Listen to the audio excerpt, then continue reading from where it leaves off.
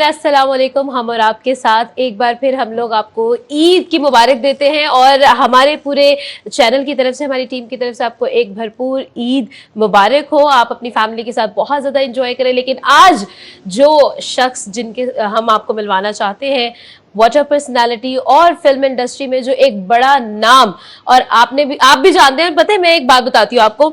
मेरे पेरेंट्स कहते थे कि एक टाइम था कि film industry, Pakistani film industry पर जो है ना, पूरी दुनिया जो है उनकी नजर होती थी और पाकिस्तानी फिल्म इंडस्ट्री ने पूरा राज किया है। और वो जो राज जिनकी वजह से किया है, आज मैं उनके साथ, आई एम ऑनर्ड कि मैं उनके साथ एक टेबल शेयर कर रही हूँ। आज हम वेलकम करते हैं मिस्टर सैयद नूर को। और obviously I am a huge fan and I know you all are also a huge fan of him. तो आज डायरेक्टली कॉन्वर्सेशन करते हैं और बहुत सारी बातें जो कि मेरे अपने सवाल है मैं वो भी पूछूंगी, जो आपने हमें सवाल बताए थे हम वो भी पूछेंगे। तो आइए, अस्सलाम वालेकुम sir and thank you so much. It's an honour, obviously it's an honour. और मैं बहुत खुश हूँ कि आज फेस टू फेस, पहले आपको हम लोगों ने टीवी स्क्रीन पर देखा है, अवार्ड्स पर देखा है, आज सामने बैठे हैं, मुझे स्टेज फ्राइट हो रहा है। कैसे हैं आप? सबसे पहले ईद मुबारक। थैंक यू, आपको भी थैंक यू सो मच। पूछना मुझे ये है कि कैसे एक आम इंसान और एक सेलिब्रिटी की ईद में क्या फर्क होता है? कोई सेलिब्रिटी भी इंसान होता है। हाँ बिल्कुल, लेकिन इसलिए कोई फर्क नहीं होता।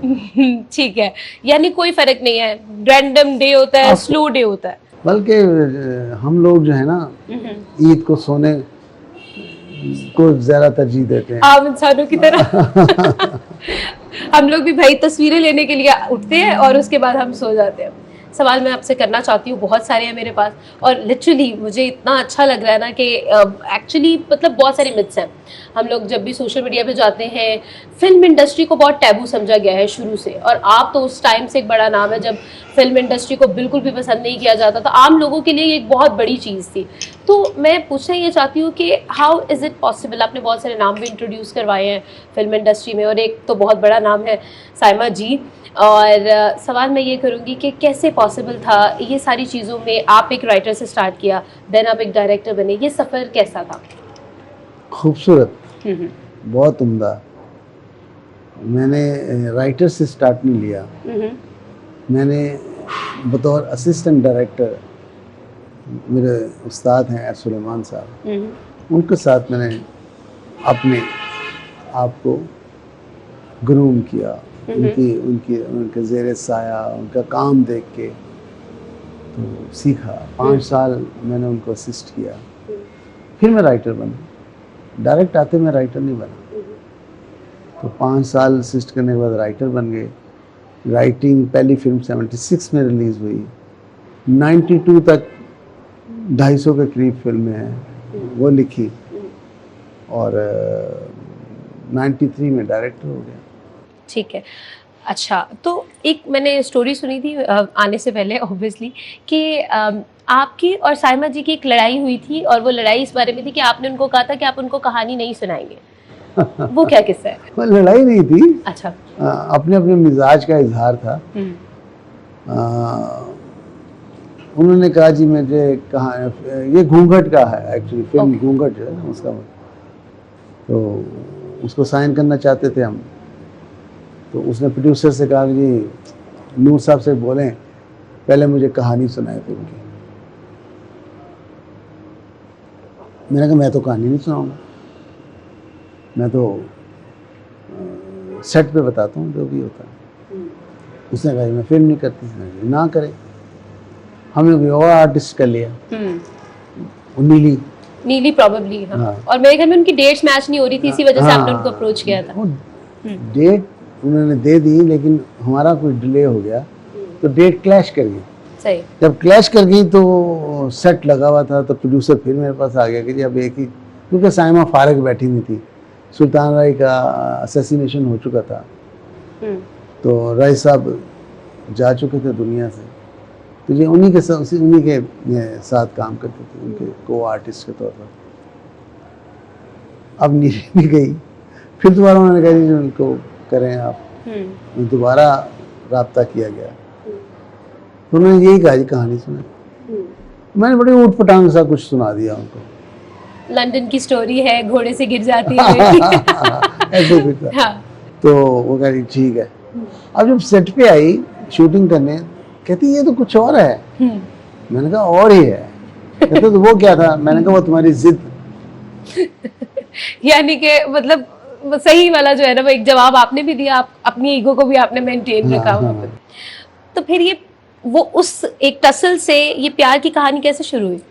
जैसे ही उसने मेरे इशारे पर, हाँ। मेरे कहने पर, मेरे सीन्स के मुताबिक काम किया, तो मैंने फील किया कि ये बड़ी ज़बरदस्त आर्टिस्ट है। इसको किसी ने एक्सप्लोर ही नहीं किया। इसके अंदर का जो आर्टिस्ट है वो बाहर ही नहीं निकाला।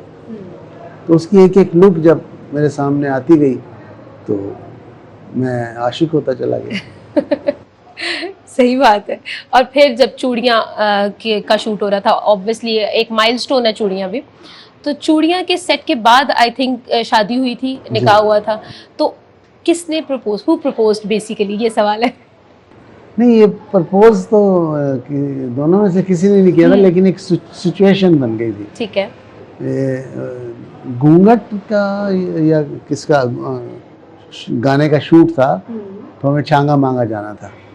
तो मैंने उनसे कहा कि जी मैं आ जाऊँगा, आप मेरे साथ गाड़ी में चलें, अपनी गाड़ी पीछे लगा लें, हम बातें करते हुए चलेंगे। ठीक है। तो ऐसा ही हुआ, वो आई बैठी, हम चले गए, छांगा मांगा जा रहे थे। तो उसको पता तो था मेरी लुक से, मेरे अंदाज से, मेरे बुलाने से कि ये बंदा जो है इंटरेस्टेड है मुझ में, लेकिन कभी खुल के इजहार नहीं हुआ था। तो बातें करते करते ऐसे उसका हाथ था, मैं ड्राइव कर रहा था, मैंने हाथ उसके हाथ पे रख दिया, हाथ रख दिया, फिर पकड़ लिया हाथ। तो मुस्कुराने लगी, हंसने लगी। हंसते हुए उसने कहा कि शाह जी हाथ फड़े जो तुम चढ़ना ना। ये तो बहुत मशहूर, बहुत एक मशहूर लाइन है। चढ़ना ना। हाँ, तो फिर आपने तो नहीं छोड़ा? मैं छोड़ना चाहता था, लेकिन इसके बाद नहीं छोड़ा। बहुत खूबसूरत बात है वैसे, वाकई में मैंने ये सुनी भी है और ये बहुत ही मशहूर एक कहानी है। हाँ, हाँ। लेकिन बात ये है जी कि एक छोटा सा ब्रेक लेंगे, ब्रेक के बाद वापस आएंगे, हमारे साथ रहे।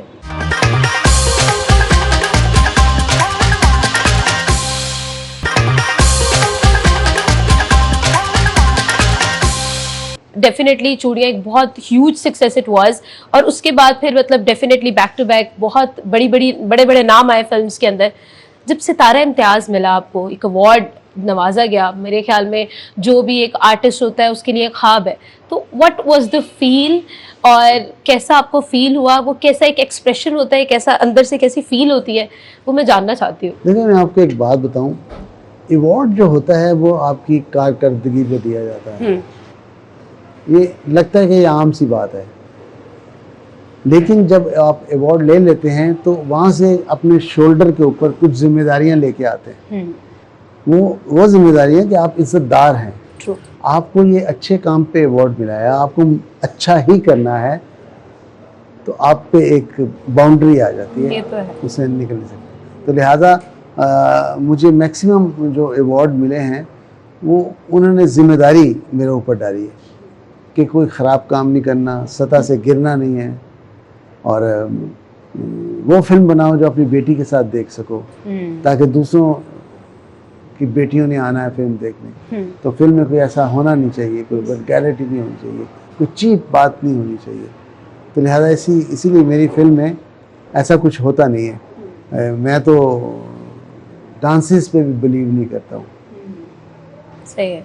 मेरी फिल्म में बहुत कम डांसेस होते हैं। लेकिन everything comes with a price. जो लड़कियां फिल्म इंडस्ट्री में आना चाहती हैं या जिनका ख्वाब है, और जो चीज़ बताई जाती है फिल्म इंडस्ट्री के बारे में कि नहीं, लड़कियों के लिए this is not a safe place, और यहाँ पर लड़कियाँ सेफ नहीं हैं, और directors and producers are very mean, ये क्या कहानी, क्या ये एक्चुअली है, मतलब ग्राउंड रियलिटी क्या है? ये परसेप्शन बहुत गलत है। ये ऐसा कुछ नहीं है। हमारे फिल्म इंडस्ट्री में हीरोइन को बहुत इज्जत दी जाती है, बल्कि फीमेल जितनी भी होती है, हीरोइन हो, हीरोइन की माँ हो, कोई दूसरे को स्टार्स हो, मतलब सुपरस्टार्स के साथ जो होते हैं, तो औरतों को बहुत इज्जत दी जाती है। वहाँ तो कोई नाम भी नहीं लेता है, रिश्तों से पुकारा जाता है। वहाँ आप ही कहते हैं, मैडम कहते हैं, भाभी कहते हैं, बहन कहते हैं।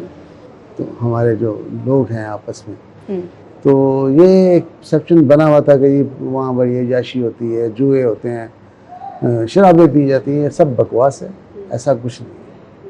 नहीं तो वाकई में ये चीज़ें इवन के मूवीज़ में दिखाई भी गई हैं कि मतलब बहुत सारी ऐसी परसेप्शंस दिखाई भी गई हैं, ड्रामास के अंदर दिखाया गया है कि भाई जो सलूक किया जाता है और जो स्टेक पे रखा जाता है, लड़कियां अपनी इज्जत को स्टेक पे रख के जो है वो एक नाम बनाती हैं। इवन कि ये भी कहा जाता है कि जो बड़े नाम है उन they have paid the price. क्या ये है ऐसा कुछ? नहीं, ऐसा तो कुछ नहीं। मेरी देखो, मैं सबसे बड़ी मिसाल आपको साइमा की देता हूँ। ठीक है। पूरे करियर में उसका एक भी स्कैंडल नहीं है, एक भी स्कैंडल नहीं है। अगर स्कैंडल बन रहा था तो उससे शादी हो गई। बिल्कुल। नहीं बन। लेकिन एक बात है कि इस शादी की तकलीफ बहुत थी लोगों को, पूरी फिल्म इंडस्ट्री को बहुत तकलीफ थी। I don't know why. तो मुखालफत भी की, चंद दिन की शादी है बस, उसके बाद खत्म हो जाएगा। इसलिए अनाउंस भी देर से किया गया था। अनाउंस तो कुछ और रीजन थे उसके लिए किया गया था, तो फिल्म इंडस्ट्री की वजह से नहीं। अच्छा। फिल्म इंडस्ट्री वालों को तो पता था कि they are attached. Okay, somehow attached। फिर एक और चीज आती है कि directors and the producers and the officials जो कि कास्टिंग कर रहे होते हैं, वो लोग फेवरेटिज्म को रखते हैं सामने जब भी वो कास्ट करते हैं। क्या ऐसा है? इसमें एक एग्जांपल ये भी है कि आपकी मूवीज में भी हमें बहुत ज्यादा साइमा जी नजर आती हैं। साइमा जी बुरी आर्टिस्ट हैं? नहीं, बिल्कुल नहीं। एवरीबॉडी नोज, अच्छी आर्टिस्ट हैं। बिल्कुल ऐसा। अच्छा परफॉर्म करती हैं। बिल्कुल ऐसा। तो फिर मैं क्यों ना लूं? सही बात है। फिर मैं क्यों ना लूं? और फिर डिस्काउंट भी मिल जाता है। मैं उसको क्यों ना लूं? जब राइट। ये एक अच्छा आर्टिस्ट आपको मिल रहा हो, आपके रोल को सजा रहा हो, आपको अंडरस्टैंड कर रहा हो, तो इसके बाद आप किसी ऐसे आर्टिस्ट को ले लें जो आपको अंडरस्टैंड नहीं करता, जो अच्छा काम नहीं, अपना काम खराब कर लें। ये सब वो लोग करते हैं बातें जो साइमा की बराबरी नहीं कर सकते। आपकी बुराई वो करेगा, ठीक है, जो आपकी बराबरी नहीं कर सकता। तो लिहाजा इनको करने दें और अपना काम करते रहना। लेकिन प्रॉपर एक्टर्स की तरफ से ये कहा गया है कि सर जो है वो अपनी जो कास्टिंग है उसके अंदर फेवरेटिज्म करते हैं। ये चीज़ें मतलब प्रॉपर लोगों ने कही हैं, मतलब हम लोगों ने ये कंट्रोवर्सीज मीडिया पे भी देखी हैं। तो क्या इसमें कोई सदाकत नहीं है? प्रॉपर लोगों ने कहा है, प्रॉपर आदमी आपको जवाब दे रहा है। ठीक है, सही है। दुनिया में है, देखो आमना, दुनिया में है, डायरेक्टर्स के अपने फेवरेट एक्टर्स होते हैं। ऐसा ही है। हर फिल्म में उन्हीं को लेते हैं, क्योंकि एक टीम बनी होती है, एक अंडरस्टैंडिंग होती है। तो ये फजूल क्वेश्चन है उन लोगों का जो काम करना चाहते हैं मेरे साथ, तो वो चाहते हैं किसी तरह साइमा को निकालें और खुद आए। ये हो नहीं सकता। मैंने ऐसी फिल्में भी हैं जिसमें साइमा को नहीं किया, उसमें साइमा सूट नहीं करती थी, इसमें नहीं लिया। ठीक है। तो बस। अच्छा, तो मतलब आपको कब आइडिया हुआ, मतलब आपको कब, मतलब कहते हैं ना कि एक इंसान को आइडिया हो जाता है कि ये इंसान जो है वो बहुत आगे जाने वाला है, उसका पोटेंशियल बहुत आगे है। और देखा जाए तो अगर हम साइमा जी की भी बात करते हैं तो आपने कहा कि पहले उसको किसी ने एक्सप्लोर नहीं किया था, वो मेरे से ही, मतलब मैंने ही उनको एक्सप्लोर किया कि उनमें बहुत ज़्यादा पोटेंशियल है। आपको कब एक्चुअली अंदाजा हो गया था कि she is not just a star, she is a super star? Amna, जब मैंने उसको किया तो 40-50 फिल्में कर चुकी थी, लेकिन वो फिल्में ऐसी थी जिसमें आना है, डांस करना है सुल्तान राही साहब के साथ और चले जाना है, मतलब प्रॉपर रोल किसी में नहीं था। ठीक है। तो एक्सप्लोर मैंने इस तरह किया कि जब घूंघट की शूटिंग स्टार्ट हुई है, मैं गाना पिक्चराइज कर रहा था फिल्म का। वो गाना था ये मौसम ये तन्हाई, इस किस्म का। तो मैंने, जैसे मैंने पहले बताया कि मैंने नोटिस किया कि ये लड़की में पोटेंशियल है, तो मैंने उसके लिए कंसीव करना शुरू कर दिया, सिचुएशन बनानी शुरू कर दी, तो वो उसमें पूरा उतरती गई। तो थैंक यू। तो वो फिर फेवरेट बन गई मेरी। फेवरेट बनते बनते बीवी बन गई। ठीक है। और अब बीवी ऐसी है, वो अगर मैं कोई फिल्म शुरू करता हूँ, जो कहता हूँ, तो वो यही कहती है मुझे मत लेना, शाह जी मुझे मत लें, अब किसी और को लें। तो मैं कहता हूँ ये रोल तुम्हें सूट करता है। कभी ऐसा हुआ कि जो रोल बनेगा आप सूट नहीं कर रही होंगी तो मैं नहीं करूँगा आपके साथ, मैं इंसाफ करूँगा। असल हकीकत यही है। मेरा दिल बहुत कर रहा है मैं और बातें करूं, लेकिन छोटा सा एक ब्रेक लेंगे, ब्रेक के बाद वापस आते हैं, हमारे साथ रहे।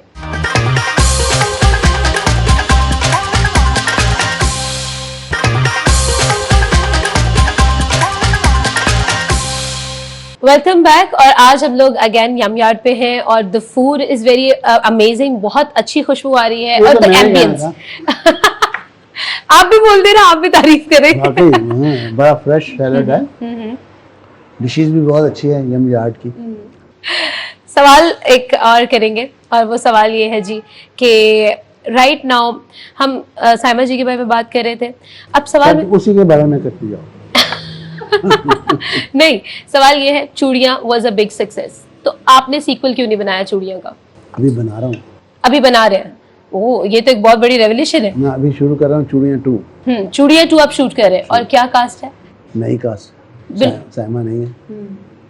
खुशियां मनानी चाहिए सबको। अच्छा सही है, यानी कि साइमा नहीं है, तो है कौन?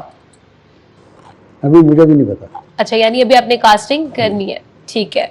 तो कोई ऐसी आपकी मूवी थी जो आपने लिखी हो, राइट की हो, जो कि way ahead of its time हो, उस टाइम पे वो नहीं चल पाई, लेकिन आपको लगता है कि राइट नाउ जो जनरेशन है वो उसको शायद ग्रैब कर सके? बहुत सारी फिल्में होती हैं, देखिए कभी कभी कैलकुलेशंस गलत हो जाती हैं। आप फिल्म बनाते हैं, आप समझते हैं ये बहुत चलेगी, वो नहीं चलती। मेरी एक फिल्म थी जेवर, मुझे वो बहुत पसंद थी, वो नहीं चली।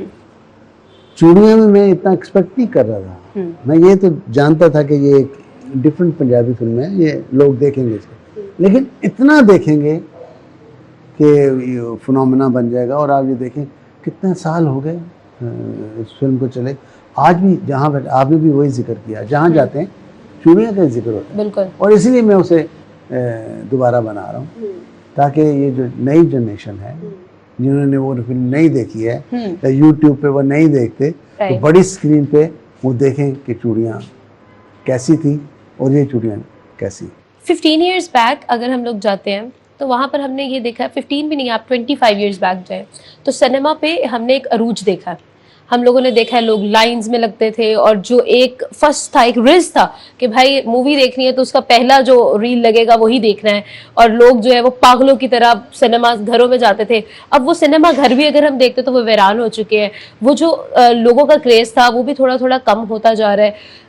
उस टाइम में और इस टाइम में मूवी मेकिंग के अंदर क्या डिफरेंस आ गया है, क्या चीज़ आ गई है, आवाम के अंदर क्या फ़र्क आया है कि वो टाइम और ये टाइम, इसमें एक ज़मीन आसमान का फर्क हो भी नहीं सकता। देखो उस टाइम पे cinema was only entertainment.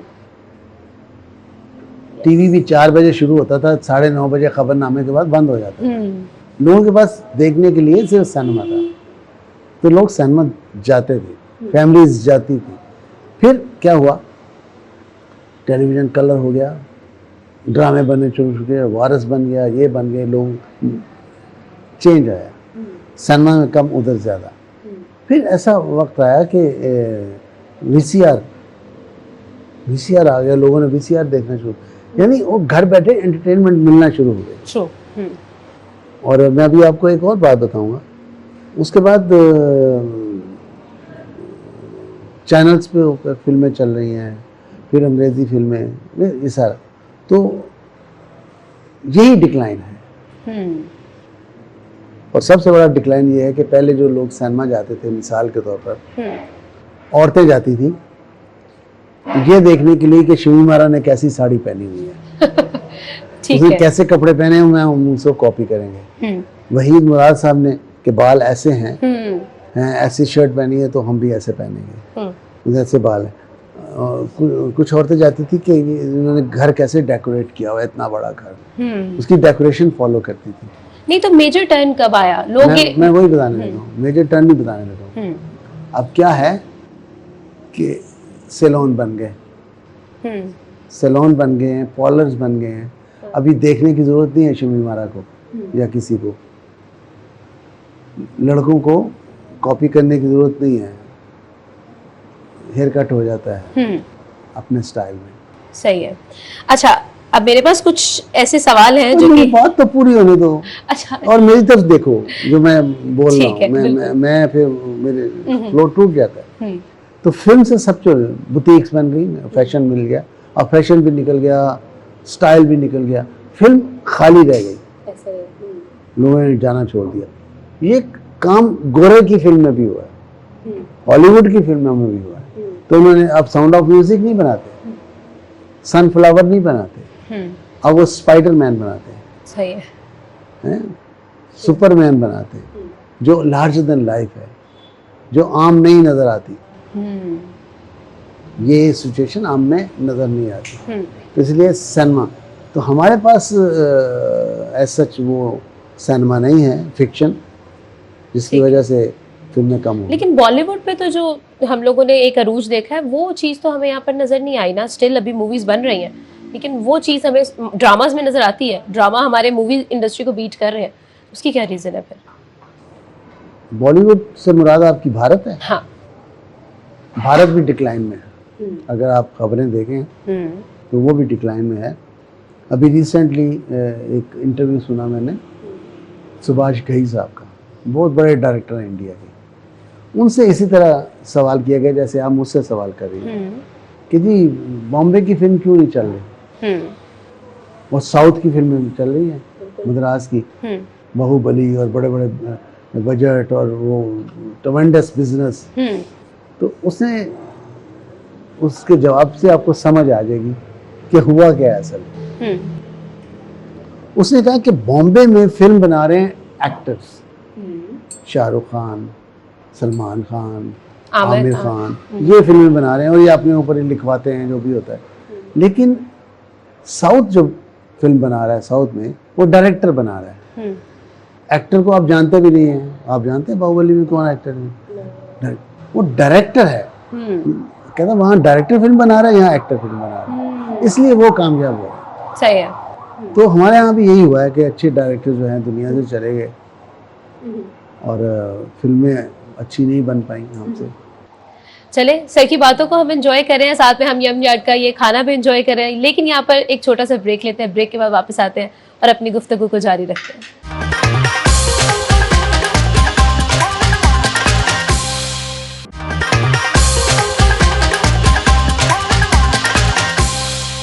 Welcome back जी। और यम यार्ड का चटपटा खाना तो हम लोग डेफिनेटली एंजॉय कर रहे हैं, लेकिन साथ ही साथ मेरे पास कुछ चटपटे सवाल है सर के लिए, तो अब डायरेक्टली उन्हीं की तरफ आते हैं। सबसे पहला सेगमेंट है हमारा, भाई हमारी टीम ने रेडी किया है, वो है जी जो कहूंगा सच कहूंगा। तो उसमें पहला सवाल हमारा ये है कि आपके सेट पे सबसे ज्यादा देर कौन आता था और आप सबसे ज्यादा इरिटेट इस चीज से किसके साथ होते थे? देखिए जितना बड़ा एक्टर होता है उतना वो देर से आता है, उतना उसका नखरा होता है।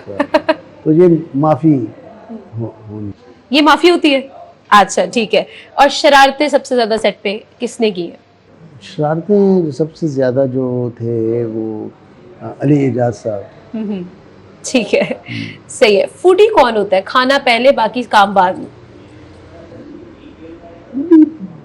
सच मैंने नहीं देखा, क्योंकि एक्टर्स जो हैं अपना ख्याल तो रखते हैं, कॉन्शियस होते हैं। ठीक है, बिल्कुल। किस अदाकार से बाकी अदाकार डर जाया करते थे? यूसुफ खान साहब से। अच्छा, क्या रीजन थी? रीजन थी वो पठान आदमी थे और सूल पसंद थे और एक्टर्स एसोसिएशन के चेयरमैन थे और बड़े एक्टर थे, सीनियर थे, इस लिहाज से। ठीक। अच्छा, ऐसे कौन से एक्टर थे जो बहुत ज्यादा रीटेक्स लेते थे, नहीं कर पाते थे?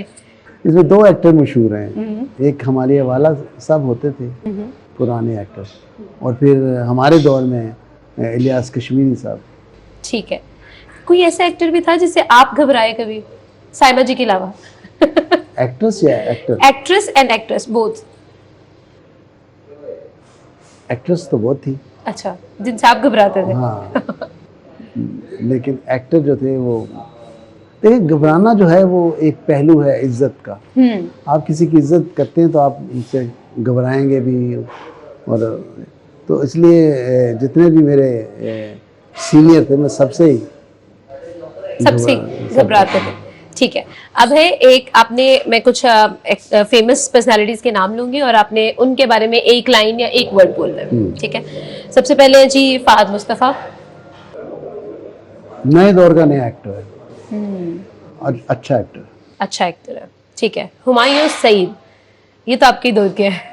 नहीं, सीजन्ड एक्टर है और पैशनेट है फिल्म के हवाले से। जब फिल्म करते हैं तो ड्रामा नहीं करते, और जब ड्रामा करते हैं तो फिल्म नहीं करते। ये असूल उसका मुझे बहुत पसंद है। बहुत अच्छी बात है। दानिश तैमूर, वो तो हमें हर जगह नजर आते हैं, ड्रामाज में, ट्रांसमिशंस में।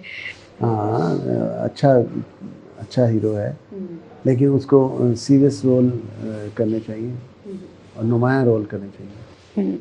बिलाल अब्बास, अभी young sensation. Bilal Abbas young सा जो है जिनका भी एक ड्रामा हानिया आमिर के साथ है, जिनमें वो गाड़ी चला देते हैं। नहीं, बिलाल हानिया का तो उनके साथ नहीं था, फहद के साथ। नहीं, जो अभी राइट नाउ लाइव है वो बिलाल अब्बास है। मैं आपको फोटो दिखाऊं? नहीं, मैं समझ गया, ये सारे नए एक्टर अच्छे हैं। ठीक है, हानिया आमिर के बारे में क्या कहेंगे आप? ब्यूटीफुल एक्टर्स, उसका जो अंदाज है, चुलबुलापन है, हाँ, वो बहुत अच्छा है। ठीक है। साइमा नूर, जो सबसे जरूरी सवाल। Seasoned actress, finest human being और वेरी डिवोटेड वाइफ। माशाल्लाह।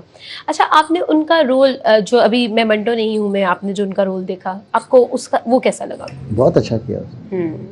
ठीक है। देखिए, एक्टर जब साइलेंट वर्क में आके परफॉर्म करता है तभी वो पहचाना जाता है। तो इनको बहुत सारी सिचुएशंस मिली जिसमें इन्होंने वहाँ सेट के ऊपर या सीन में साइलेंट एक्सप्रेशन दिए, बहुत अच्छे। वो बहुत अच्छे थे। अच्छा, राइट नाउ मैं आपके सामने 2 राइटर्स के नाम लूंगी और आपने उनमें से एक को चूज करना है और आपने बताना भी है। यार ये नहीं, अब थोड़ा सा तो मुश्किल होना चाहिए ना। ट्राई करके देखते हैं क्या कहते हैं। पहला नाम है नासिर अदीब और खलीलुर रहमान कमर। क्योंकि मैं फिल्म का आदमी हूँ, इसलिए मैं फिल्म के राइटर को तरजीह दूंगा, नासिर अदीब को। हाँ, बिल्कुल। और अगर आप ड्रामा की तरफ जाएं तो खलील रहमान कमर। बिल्कुल, इस 2 कौड़ी औरत के लिए। अच्छा, उमैरा अहमद और हाशिम नदीम। उमैरा अहमद या फिर हाशिम नदीम। हाशिम नदीम, बस। Why not, why so? उन्होंने जितने भी उनके नॉवेल्स आए हैं ना, उनकी स्टोरी ज़रा डिफरेंट है। ठीक है। और बड़ी जज्बाती और बड़ा नियर टू लाइफ है। ठीक है। डॉक्टर यूनुस भट्ट या फिर फसी बारी खान? माजी के यूनुस भट्ट और हाल के फसी बारी खान। सही है। नहीं, अभी इनमें से एक को अगर चूज करेंगे आप तो वो कौन होगा? तो फिर वही जिसने बुनियाद रखी, यूनुस भट्ट। और रीजन? बुनियाद रखी और अच्छा लिखा, और टेलीविजन पे एक कॉमेडी और एक सटायर का एक जो प्रोग्रामिंग लेके आए, वो बहुत अच्छी थी। ठीक है। अब डायरेक्टर्स पे आते हैं। सेम क्वेश्चन, बिलाल लशारी या फिर शुएब मंसूर? ये तो और मुश्किल हो गई। देखिए, बिलाल ने भी 2 फिल्में बनाई हैं, 3 फिल्में बनाई हैं और बेहतरीन फिल्में बनाई हैं। बिल्कुल।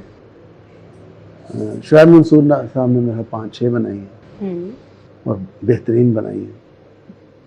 दोनों बेहतरीन डायरेक्टर हैं, लेकिन शुएब साहब को मैं ज़्यादा एक्सपीरियंस की बेस पे। ठीक है। नबील कुरैशी या फिर सरमद खोसट? सरमद खोसट। वाई? इमेजिनेटिव है, अच्छा काम करता है, डिफरेंट काम करता है, और पैरेलल सिनेमा पे बहुत काम किया। ठीक है। लास्टली, यासिर नवाज या फिर आशिर अजीम? यासिर नवाज।